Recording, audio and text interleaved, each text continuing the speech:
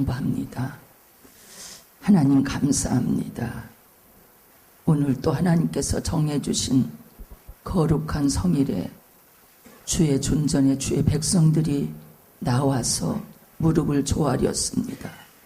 우리는 하나님이 살아계시고 전능하시고 전지하시고 무소부재하신 분인 것을 믿습니다.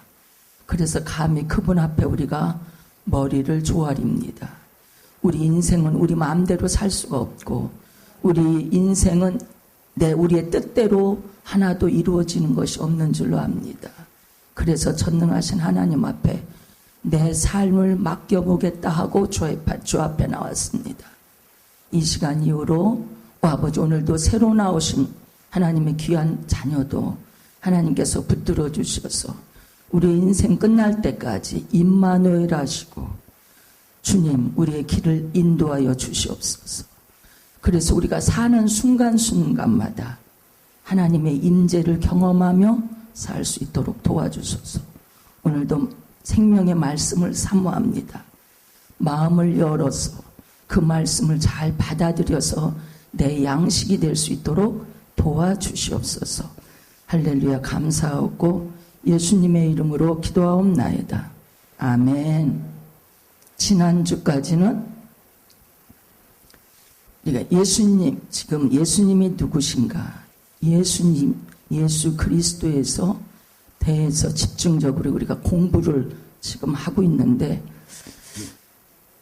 이런 뼈대가 없으면요. 뼈대가 없으면 들은 것들이 설교 들은 내용들이 그냥 이 머릿속에 들어오지가 않습니다. 그래서 전번에 있었던 교회에서 그 장로님이 뭐라고 말씀하시냐면 그 장로님이 뭐라고 말씀하셨냐면은 우리가 가기 전에 목사님이 설교가 자기 양이 안 찼나 봐요. 그런데 이제 우리 목사님이 가서 딱 설교를 하시니까 뭐라고 하냐면 머리에 다 들어오는데 그냥 다 기억이 나서 자기도 그대로 설교할 것 같다고 그러더라고요. 그 설교가 너무나 일목요연하게 딱 이렇게 돼서 하나도 혼란스럽지 않게 그냥 쫙 해서 본인도 그대로 설교할 것 같다는 거예요. 목사님이 설교가 왜 그렇게 정확하냐? 왜 여러분 속에 아마 여러분도 그걸 경험하실 거예요. 많은 교회 다녀보시면서. 이 목사님 설교를 들어본 분들 얘기가 다 그 소리예요. 다 기억에 남는다. 근데 어느 교회 가서 설교를 들으면 좀 문 나가기 전에 다 잊어버려요. 무슨 설교했는지 기억이 하나도 안 나는데 목사님 설교는 기억이 난다 소리를 많은 분들이 하세요. 왜 그런 줄 아세요? 설교를 이 교리적으로 제가 지금 성경 공부 가리키는 식으로 교리적으로 설교를 하시면서 거기에다 살을 붙이니까 이 뼈대거든요. 뼈대에다가 살 붙이듯이 목사님이 설교를 하시니까 안 잊어버리는 거예요. 머릿속에 오래 남는 거예요. 그 설교가. 그래서 그거를 뭐라고 얘기하냐면 신학적인 설교라고 그래요. 신학적인 설교. 지금 그가 교리적으로 딱딱해서 거기에 살 맞춰서 설교를 하시니까 뼈에다 살을 붙이는 거고 똑같으니까 기억에 오래 남는다. 그렇게 아시면 되겠고 제가 지금 가르치는 것도 여러분 오랫동안 기억에 남으라고. 물론 잊어버릴 수도 있어요. 우리 머리에 함량이 있으니까 잊어버릴 수 있고 또 연세도 있고 해서 잊어버릴 수 있지만 그러나 그냥 하는 성경 공부하고는 달라요. 그냥 하는 성경 공부, 본문 한 구절 읽었는데 이거 가지고 성경 공부합시다 하는 거하고는 달라요. 그거는 이렇게 딱 일목요연하게 기억이 안 남아. 성경 공부라도. 그러나 지금처럼 하는 성경 공부는 어느 정도는 기억에 남아요.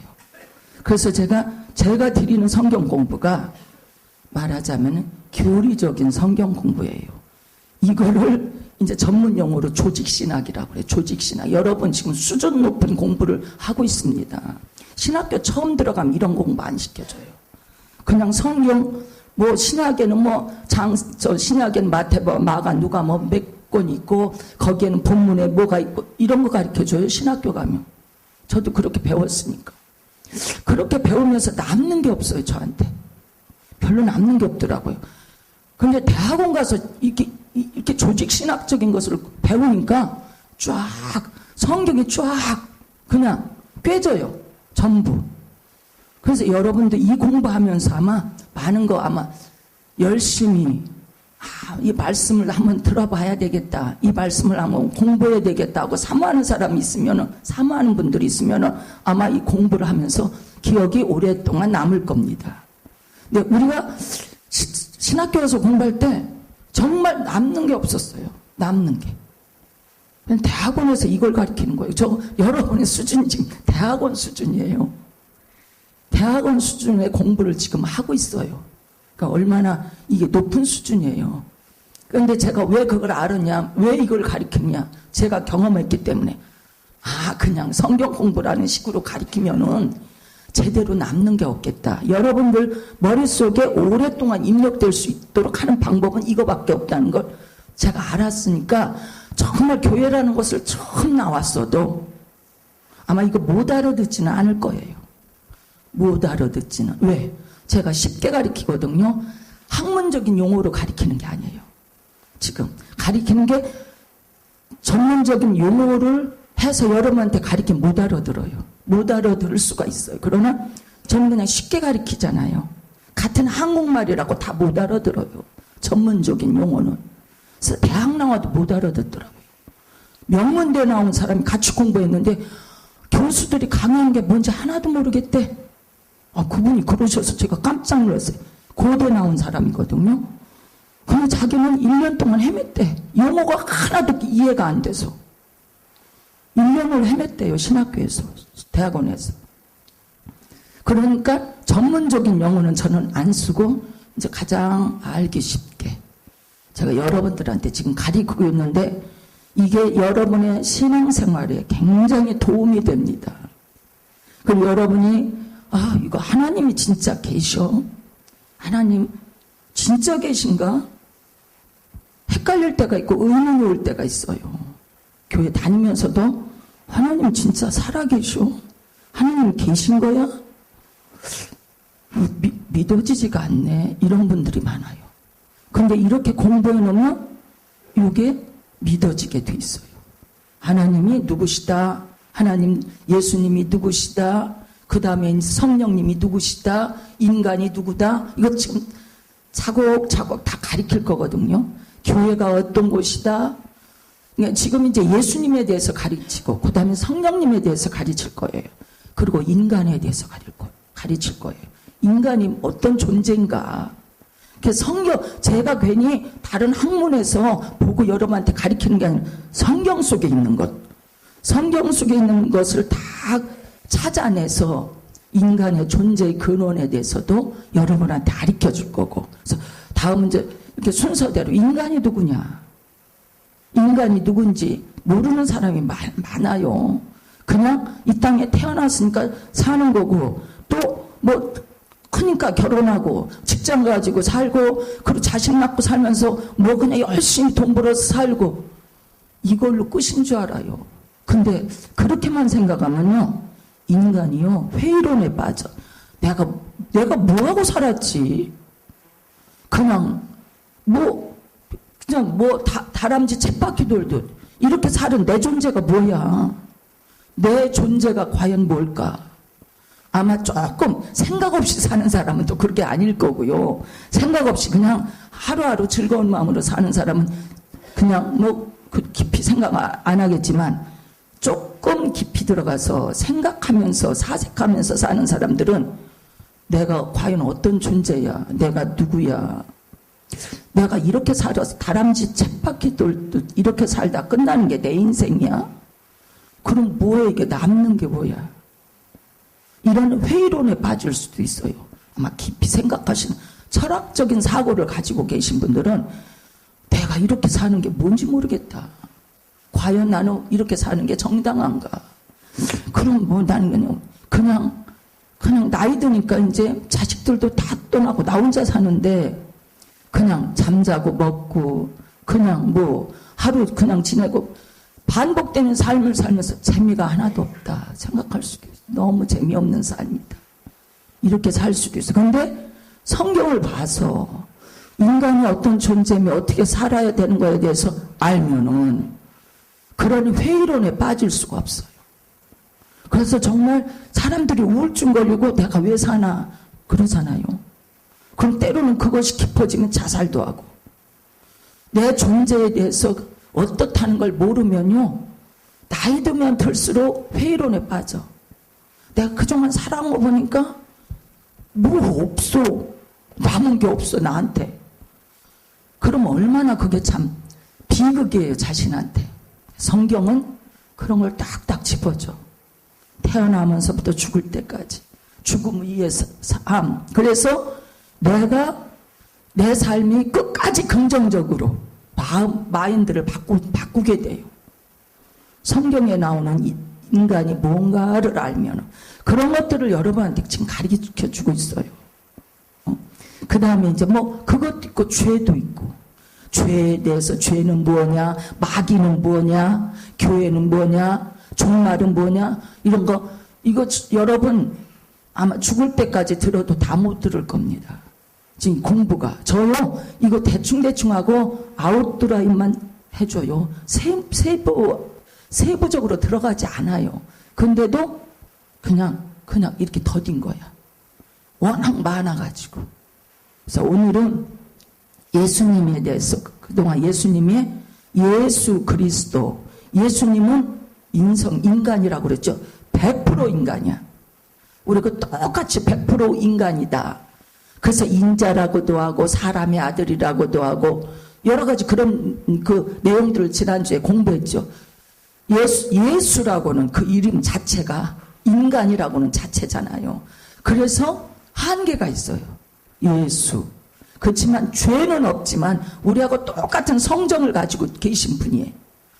예수님의 본질이. 그래서 이제 오늘은 말하자면은 예수님이 그리스도라고 하는 신성을 예수는 인성이에요. 인성이라서 인간적인 모든 거에 대해서 지난주는 찾아서 공부했는데 오늘부터는 그리스도 예수 그리스도에서 그리스도만 딱 해가지고 하면은 신성이 나와요. 신성. 예수님의 신성. 그분은 하나님이시다. 이거를 성경이 우리한테 얘기해 주고 있어요. 예수님의 신성. 그래서 예수 그리스도 이렇게 표현하는 게 우리한테는 올바른 표현이에요. 인간이면서 하나님, 예수 그리스도. 그래서 그리스도라는 말이 많이 배웠죠? 헬라어로. 히브리어는 메시아. 그리스도는 헬라어. 근데 이게 무슨 말이냐? 기름을 부었다. 기름을 부었다는 내용, 기름 부었다. 기름 부어줬다.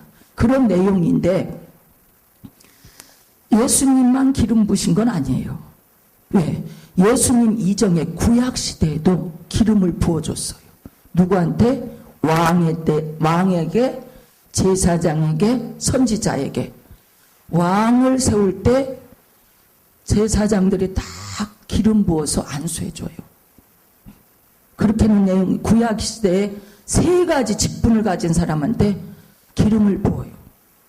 왕과 제사장과 선지자.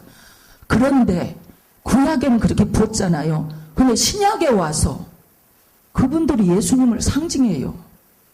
예수님에 대한 예표예요. 그래서 예수님은 그리스도인데 예수님은 왕도 되시고 선지자도 되시고 제사장도 되시고 3가지 직분을 다 갖고 계셔.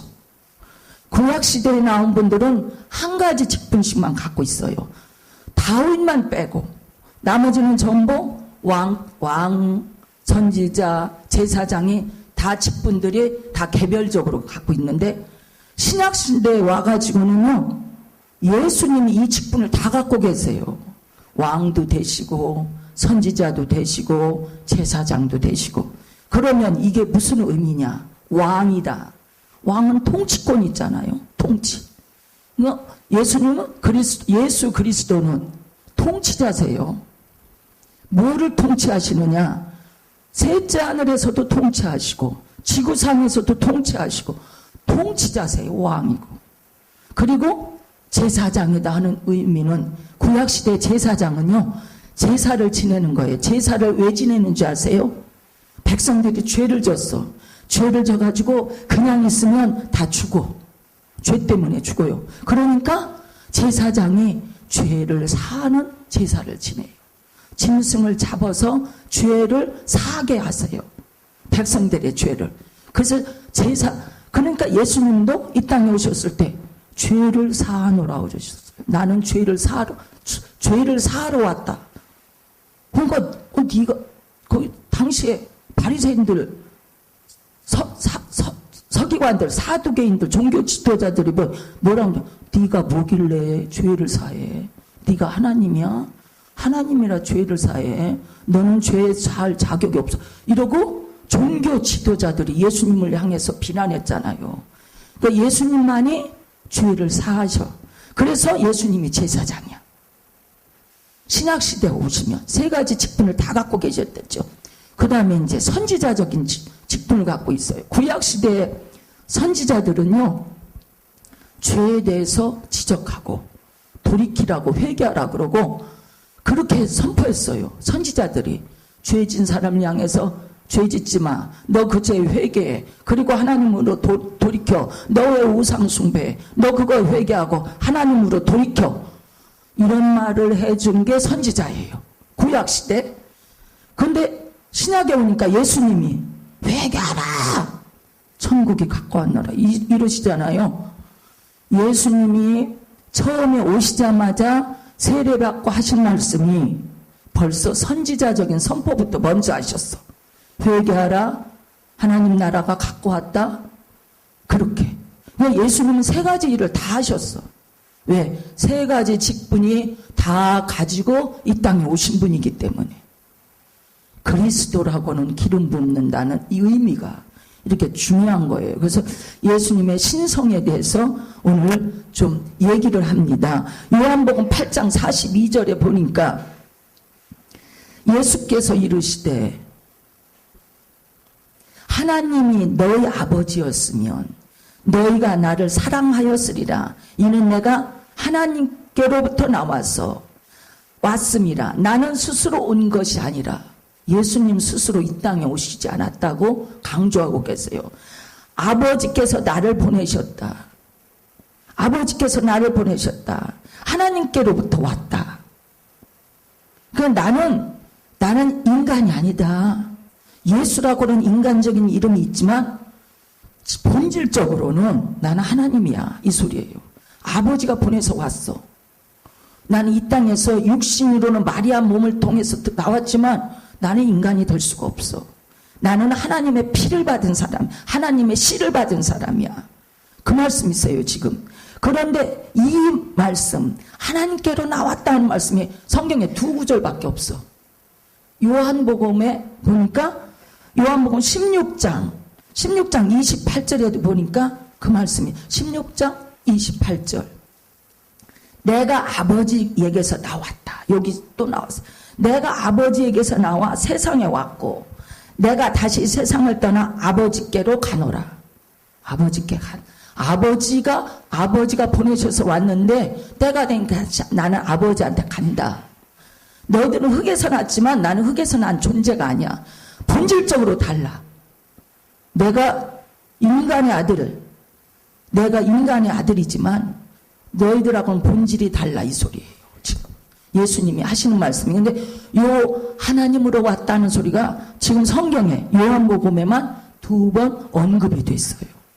하나님으로부터 온 존재지 인간이 될 수가 없다 하는 것을 성경이 우리한테 얘기해 주고 있습니다. 그래서 여기 요한복음 1장 1절에도 보니까 요한복음 1장 1절 태초에 말씀이 계시니라. 말씀이 하나님과 함께 계셨으니. 말씀이 누구라고요? 여기서 말씀이 예수님이라는 소리예요. 이 말씀은 곧 하나님이세요. 말씀이 예수님이시고 말씀이 하나님이시고 하나님이 예수님이시고, 그래서 삼위일체. 이 내용만 봐, 이 본문만 봐도 삼위일체가 지금 표현이 된 내용이에요. 그래서 예수 그리스도는 말씀이시다. 그걸 얘기하고 있습니다. 그 다음에 요한복음 10장, 로마서 9장 한번 봅니다. 로마서 9장 5절에 보니까 하나님이신 그리스도 9장 5절.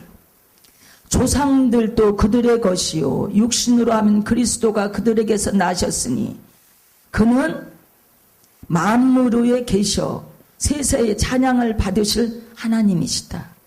그리스도가 하나님이시래요. 아까 요한복음 1장 1절에도 그리스도는 말씀이고 말씀은 하나님이고 하나님은 그리스도고 삼위일체거든. 근데 여기도 보니까 하나님이 그리스도다. 그러니까 인성만 말할 수 없다 이거죠. 완전한 신성을 가지고 완전한 하나님이시다. 신의 존재다. 그래서 성경이 우리한테 얘기하고 있습니다. 그 다음에 보니까 하나님의 아들이신 그리스도, 하나님의 아들이신 그리스도라는 말을 쓰고 있습니다. 요한복음 11장에 보니까 11장 27절. 요한복음 11장 27절. 이르되 주여 그러하외다. 주는 그리스도시요 세상에 오시는 하나님의 아들입니다. 하나님의 아들. 또 유명한 거 베드로가 신앙 고백한 거 있죠. 마태복음 16장에 주는 그리스도시요 살아계신 하나님의 아들이다. 이것도 이렇게 표현하고 있어요. 그래서 이런 말들을 왜 했을까? 당시의 종교 지도자들이 믿지를 않아. 내가 하나님이다, 내가 그리스도 하니까 믿지를 않으니까 그거에 대해서 자꾸 이해시키려고 하니까 자꾸 이런 말씀을 자꾸 반복하셔서 하실 수밖에 없어요. 나는 하나님이야. 나는 인간이 아니야. 인간이지만 인간이 아니야. 나는 하늘로서부터 왔어. 아버지가 날 보냈어. 그래서 내가 때가 되면 아버지가 나 또 불러서 나는 하늘로 또 가야 돼. 이런 말씀을 자꾸 누구한테 하는 줄 아세요? 종교 지도자들이 믿지를 않고 대적을 하니까 지금 거기에 대한 변호를 하는 거예요. 자신에 대한 변호. 그래서 신학 학문에도 변증법이라는 변증학이 있어요. 예수님을 변호하는 하나님에 대해서 성령님에 대해서 변증학이라는 것이 있듯이, 그래서 자꾸 예수님이 자꾸 나는 하나님이야. 너희들하고는 본질이 달라. 나는 저 셋째 하늘에서부터 그냥 태초, 그냥 태초, 그냥 그 끝이 처음도 요한복음에 하는 마태복음에 하는 그런 창세기 1장에 하는 이 창조가 아니고 그 이전에 있었던 이 세상 만물을 창조하기 이전에 있었던 창조. 그때부터 나는 있었어. 이 말씀을 자꾸 강조하시는 거예요. 그러니까 이 안 믿던 사람들을 향해서 믿어라 할 때 얼마나 힘들겠어요. 믿어라. 여러분도 아마 나가서 전도해보면 알 거예요. 예수 믿으세요. 그럼 너나 믿어. 요새 뭐 교회 보니까 믿게 생겼냐 뭐 이러잖아요. 너나 믿어. 그냥 교회가 못할 짓은 다 해. 목사들이 못된 짓은 다 해. 너나 믿어. 이럴 때 그게 아니잖아요. 우리는 인간은 죄인이지만 거기 성경에 있는 본질적인 예수를 믿으라는 내용인데 사람들은 딴 걸 생각하고 있어요. 인간을 바라보고 있잖아요. 목사 바라보고 교회 바라보고, 야 세상 사람들이 더 깨끗하더라. 그게 믿는 거냐? 막 이러면서 반박하잖아요. 예수님 당시에는 뭘 갖고 반박해? 네가 예수야? 네가 하나님이야? 그러면서 그냥 반박하니까 그걸 일일이 다 설명해야 돼. 설명을 해야 돼. 따라다니는 군중들을 향해서 그 내용들이에요. 그래서 예수님이 이러한 신적인 존재였다는 것을 성경이 우리한테 지금 얘기하고 있습니다. 그래서 요한복음 1장 3절에도 보니까 요한복음 1장 3절에 무슨 얘기를 하시냐면 1장 3절 만물이 그로 말미암아 지은 바 되었으니 예수님이 지으셨다는 거예요. 그러니까 이 세상 우주 만물을 창조하실 때 창조의 시작도 예수님이고 그 다음에 보니까 또 고린도전서 15장 한번 마지막으로 봅니다. 고린도전서 15장에 고린도전서 15장 24절 고린도전서 15장 24절 그 후에는 마지막이니 그가 모든 통치와 모든 권세와 모든 능력을 멸하시고 나라를 아버지께 바칠 때라.